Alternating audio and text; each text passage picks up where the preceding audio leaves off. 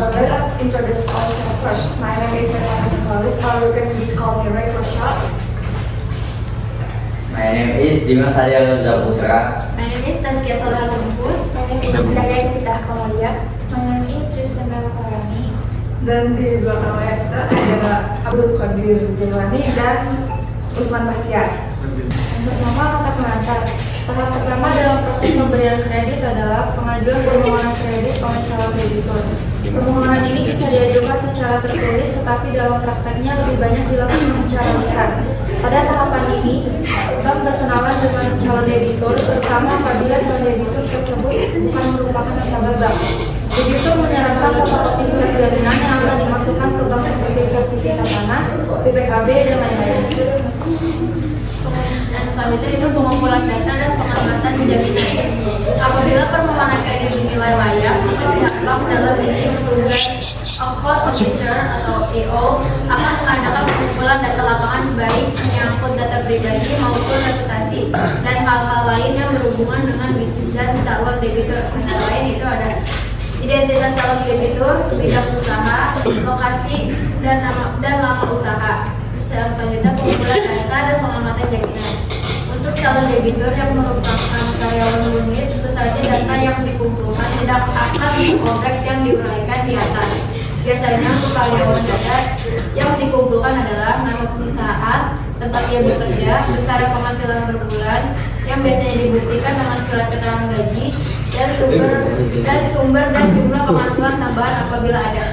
Lalu yang keempat, masih di pengumpulan data dan pengamatan jaminan untuk karyawan murni itu ada jumlah tanggungan seperti jumlah anak. Lalu yang kelima, AO juga perlu mengetahui apakah karyawan tersebut memiliki kredit lain. Lalu yang keenam atau terakhir itu ada analisis kredit. Tahap yang paling menentukan dalam menganalisa dan pengambilan keputusan adalah penentuan layak atau tidaknya permohonan kredit calon debitur. Yang selanjutnya ada tahap pemberian fasilitas kredit. Tugas EO pada tahap ini adalah yang pertama itu memantau perkembangan usaha debitur sesuai dengan jadwal. Bentuk dan jadwal pemantauan telah ditetapkan sesuai ketentuan masing-masing bank. Namun pada prinsipnya disesuaikan dengan tingkat kelancaran pembayaran bunga atau pokok kredit atau dikenal dengan istilah collectibility. Yang kedua itu melakukan kunjungan di tempat atau on the spot untuk memantau jalannya usaha debitur secara periodik. Yang terakhir itu adalah membantu memberikan saran dan penjelasan kepada debitur sehubungan dengan jalannya usaha dan dalam kaitannya dengan aktivitas rekening pinjaman. Dan yang selanjutnya ada studi kasus pemberian kredit usaha oleh Bank BRI kepada PT Sumber Kencana. Ada latar belakang. PT Sumber Kencana adalah perusahaan pengelolaan hasil pertanian di Jawa Timur yang ingin meningkatkan kapasitas produksinya. Perusahaan ini mengajukan kredit investasi sebesar 20 miliar kepada Bank Rakyat Indonesia untuk membeli mesin-mesin baru dan memperluas pabrik.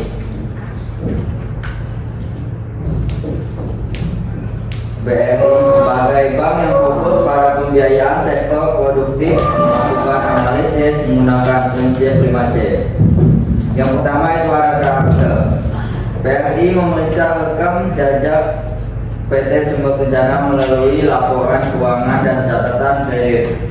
Perusahaan ini telah beroperasi selama 10 tahun dan memiliki reputasi baik di sektor pengelolaan hasil pertanian. Tidak ada catatan buruk terkait pembayaran utang sebelumnya. Yang kedua ada kemampuan. Laporan keuangan PT Sumber Kencana menunjukkan bahwa perusahaan memiliki pendapatan stabil sebesar 50 miliar per tahun dengan laba bersih sekitar 7 miliar. Analisis proyeksi keuangan menunjukkan perusahaan mampu membayar cicilan kredit dari arus kas operasionalnya.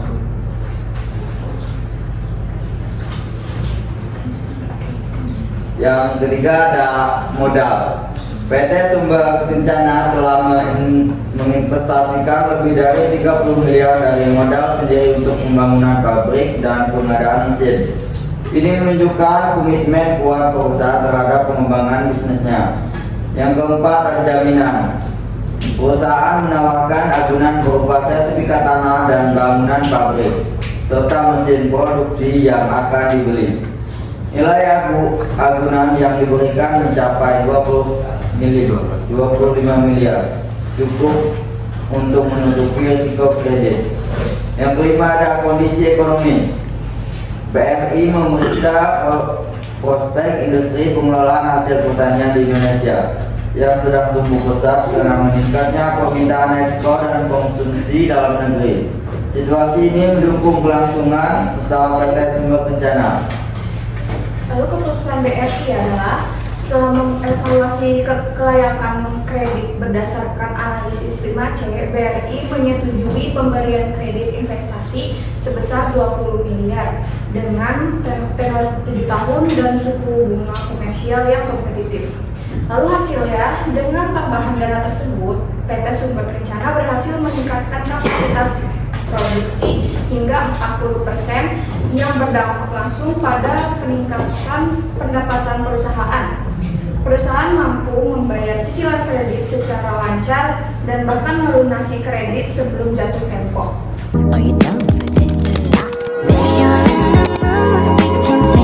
Baik teman-teman, jadi di sini kita akan membuka sesi wawancara.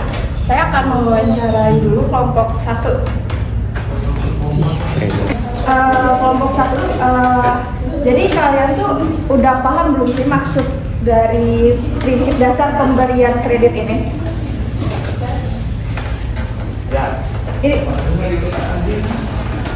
Ya.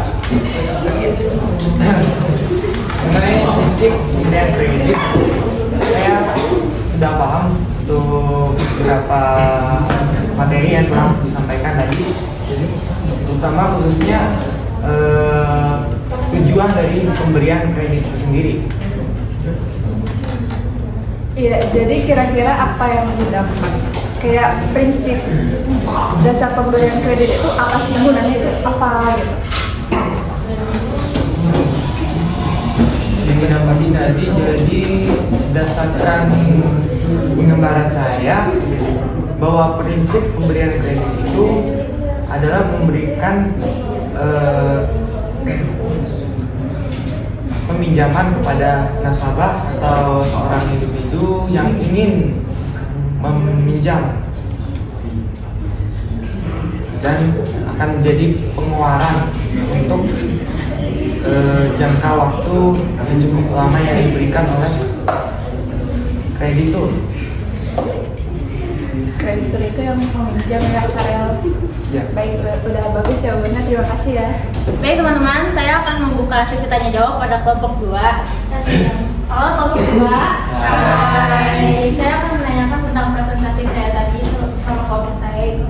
Menurut kalian, apa sih peran jaminan dalam pemberian kredit itu? Maksudnya itu fungsi jaminan itu sebagai apa?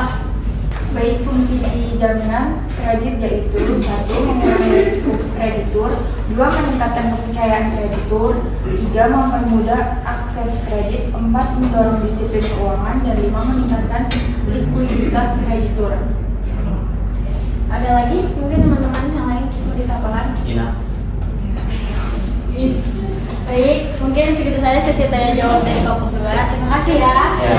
Selanjutnya yaitu kami akan mewawancarai kelompok 4. Oke, pertanyaannya itu apa saja unsur dalam prinsip 5C? Terus apa sih fungsinya? Oke, sebelumnya persahabatan kredensiawan salah satu perwakilan untuk menjawab sesi wawancara atau pertanyaan dari kelompok 3. Menurut saya dari pertanyaan tersebut apa saja unsur dalam 5C menurut materi yang telah disampaikan dan beberapa fungsinya. Dalam unsur 5C, analisis kredit adalah pendidikan atau panjangan melalui evaluasi kelayakan kredit calon debitur. Yang poin pertama adalah berkarakter atau karakter. Pengertiannya adalah mengacu pada rekam jejak, integritas dan reputasi calon debitur dalam mengelola keuangan serta memenuhi kewajiban. Salah satu fungsinya adalah mengurangi risiko kredit macet berdasarkan sejarah pembayaran utang. Yang kedua adalah ada capacity.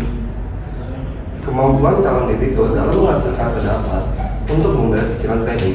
Salah satu fungsinya ialah menilai kemampuan orang finansial calon debitur berdasarkan kapasitas dan profitabilitasnya. Yang ketiga ada modal atau kapital.